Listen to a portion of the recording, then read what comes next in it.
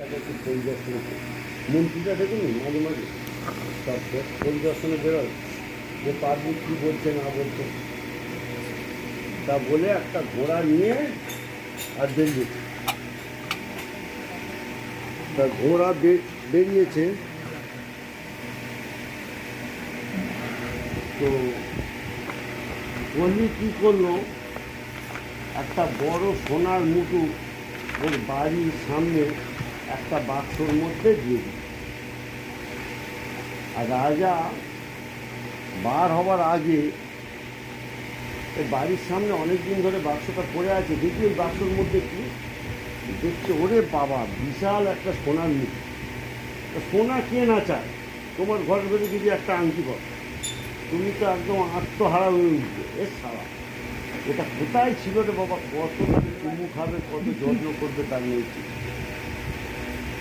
তা রাজা বলে তাহলে আমার এই ছোটো মুকুটটা খুলে আর এই মুকুটটা পরে চলেছে। কোথায় চলেছে? গঙ্গার ধারে। গিয়ে দেখছে একটা গাড়ির মাথাকে একজন চাবুক দিয়ে মারছে, এক পাটা তুলে আছে আর তিন পায়ে দাঁড়িয়ে আছে, আর একজন চাবুক দিয়ে মারছে। আর ওই গাড়ি মাছ ঝরঝর করে কাঁদছে আর বলছে কে আছো আমাকে বাঁচাও, কে আছো আমাকে বাঁচাও। তখন রাজা ওখানে গিয়ে পৌঁছে গিয়ে তরবারিটা বের করেছে, এই পিকে। রাজা তো যাকে তাকে মারতে পারে, তার ক্ষমতা আছে। তখন ওই কলি বলছে, আরে দাঁড়ান, আপনি আমার বাবা হয়ে ছেলেকে মারতে পারে? চাই তুই আমার কিসের ছেলে? বলছে বা রে বা, তুমি আমার সৃষ্টি করেছ আর আমি কিসের ছেলে? আমাকে তুমি চিন্তা করতে পারছো না? বলছে কে তুমি? বলছে আমি কলি। এবার রাজা তখন দেখতো, তাই তো কলি তো দেশ, কলি তো রাজা, সত্যি তো। তুই এখানে কী করছিস? বলছে কী করবো, আমার কোনো জায়গা নেই, তাই জন্য আমি অত্যাচার করছি। বলছি তোকে খাতা ম্যাচ তুই নেই তো, এই অত্যাচার আর তুই করতে হবে। শুনুন, আপনি বাবা হয়ে ছেলেকে মারতে পারবেন, আপনি আমায় জায়গা দিন, কোথায় আমি থাকবো সেই জায়গাতে আপনি বলে দিন, সেই জায়গাতে আমি থাকবো। বলছে আমি বলবো না, আপনি বলবেন। বলছে তুই বল। বলছে আমি সোনা, মদ, জুয়া আর পেশাদার, এই চারটে জায়গা আমার। এবার রাজা পরীক্ষিত বলে, বাহ এ তো ভালো কথা, তা তোরা সব ঠিক আছে, তুই এই চারটি জায়গা নিয়ে, আর আমি দেশের লোককে সবাইকে মানা করে দেবো, যাতে দেশের বাড়ি কেউ না যায়, যাতে মদ না খায়, যাতে না সোনার উপর কেনে। পরিবেশ থেকে তো আসতে পেছান। রাজাকে আমি বললাম, আমি সবাইকে গিয়ে বললো, সেখানে রাজা আজ তোমাকেই আমি ধরবো প্রথম। বলে ওর মাথায় তো যে সোনার মুকুটটা আছে ওকে চেপে বসতে, আর জল পিবসায় প্রাণ চলে যায়, জল আর পাচ্ছে না। তা শ্রমিকমণি কী করেছে, শ্রমিকমণি আর দিছি হরিনাম চলাকালে পাতালে পা লাগছে।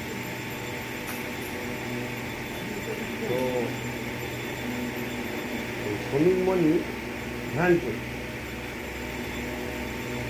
করছে, ধ্যানে যারা মগ্ন হয় তাদেরকে ডাকা উচিত না, কোনো কথা বলা যায়। তো রাজা তো জানেন, বলছে একটু জল খান না, ও মণিবর একটু জল খান না, ও মণিবর একটু জল খান। তা মণিবর কি আর মণিবর আছে? মণিবর তো ধ্যানে মগ্ন। তাই ও কী করেছে, একটা মরা সাপ ছিল শ্রমিকমণির গলায় দিয়ে, আর ওর ছেলের নাম হচ্ছে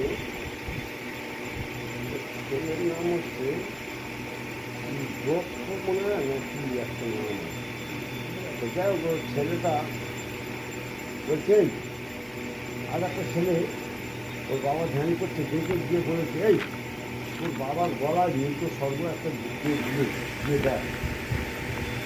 এই মনির ছেলে মনে করে এই ছেলেটা জিনিস খাচ্ছে, তো এর ছেলে মেয়ে যে অভিশাপ দেবে সে অভিশাপ হচ্ছে অক্ষরে অক্ষরে করি। এই মিলিমিশি খাওয়া অত ছেলে খেলা জিনিস নয়, বুঝলি তো? এটা হচ্ছে বৈষ্ণব ধর্ম, অত ছেলে খেলা জিনিস নয়। এই ওর পূর্বপুরুষ সে অভিশাপ ব্যর্থ যাবে, একদম যাকে যা বলবে তাই। তা এই এখনকার দিনে এই মহেশতলায় এই 14 বছর বয়সে ও যেভাবে এলো, আমি ওকে আটকাতে চেয়েছি, কোনো মতেই আমি ওকে চাইনি যে এখানে আনতে। আমি ওকে এমনি রেখেছি, কিন্তু করে দিল, আমি আটকাতে দিয়েছি একটু জোর করি চলে। হ্যাঁ, তা বলে এবার ওই সমীর ছেলে বলছে যে আমার বাবার গলায় এই সাপ জড়িয়েছে তার চক্ষু দংশনে তার মৃত্যু হবে 3 দিনের মধ্যে।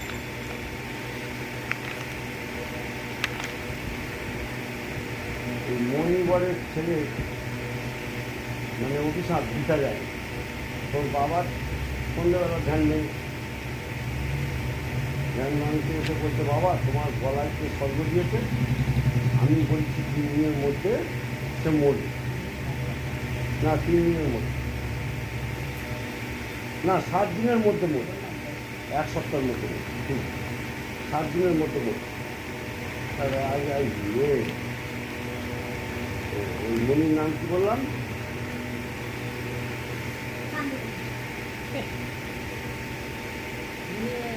মনিটার নাম কি বললাম?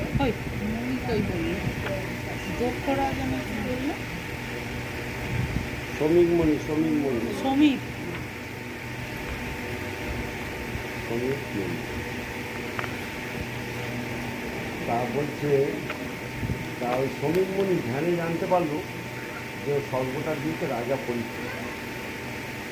তা বলছে বাবা দিয়ে কি করবে? হ্যাঁ চুপ করে বসো।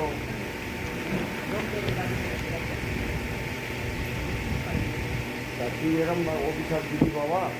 ও রাজা তো খুব ভালো, রাজা তার গরিবের মা বাবা, তুই এরম করলি বাবা, এটা তো তুই ঠিক করলি না বাবা, তুই তাহলে তাকে জানিয়ে দে যে 7 দিনের মধ্যে রাজার মৃত্যু হবে।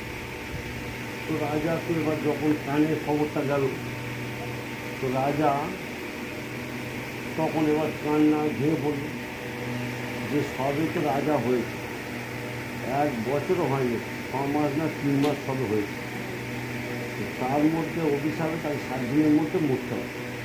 এবার তুমি যদি জানতে পারো যে 7 দিন পর আমি মরে যাব, তোমার আর কান্না যে কোনো মানুষ জানতে পারলে তার মাথা পাগলা হয়ে যাবে। পাগলা বুঝতে পারছি যে আমি অমুক দিন মরবো, সে যদি জানতে পারে ক্যাচালের আর শেষ নেই। এবার বলছে তাহলে রাজাকে জানিয়ে দে, রাজাকে জানিয়ে দিতে গেছে, রাজা তো তখন বিশাল ভেঙে পড়ে। তো রাজা তারপরেই মানব জীবন পেয়েছিল, কিন্তু চক্ষু দংশনে তার মৃত্যুও হয়েছিল। গল্পটা অনেক বড়, ছোটো করে দিচ্ছে, চক্ষুটা অনেক বড়। তো ও কী করলো রাজা, ওই একটা স্কুলে ওই গীতার বাণী হচ্ছে, ছেলেদের পড়াচ্ছিল মাস্টার। তো রাজা পরীক্ষিতওয়ালা ওই ওই গীতাটুকু শুনেছে, সেইটুখানিতেই তার প্রাণ পরের জন্মে আবার সে প্রাণটা সমস্ত পেয়েছে। হরিনাম শুনলে কী হয় যে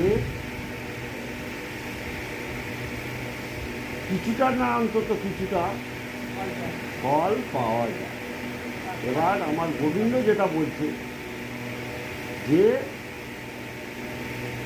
এই যে মানুষ বলে না বয়সকালে এসে করবে, বয়সকালে এসে এখন যদি তুমি একটা আমড়া চিবিয়ে খাও, তোমার দাঁতে জোর আছে, আর দাঁতের জোর কমে গেলে তখন যদি খাও, তুমি তো ধীরে ধীরে খাও, তো তখন তোমার স্বাদটা থাকবে। সেই জন্য ভগবান বলছে যে যৌবন থাকতে থাকতে আমার কাছে আসতে হবে, রস শুকিয়ে গিয়ে বেকার আমাকে দেখে লাভ। কথা বলছো, আমি যৌবন থাকতে থাকতে চাই। হ্যাঁ হ্যাঁ, ফক ফক করে বলো হই হই বলা হরি বলা বলো হই হই বল হই বই হই বই হই বই।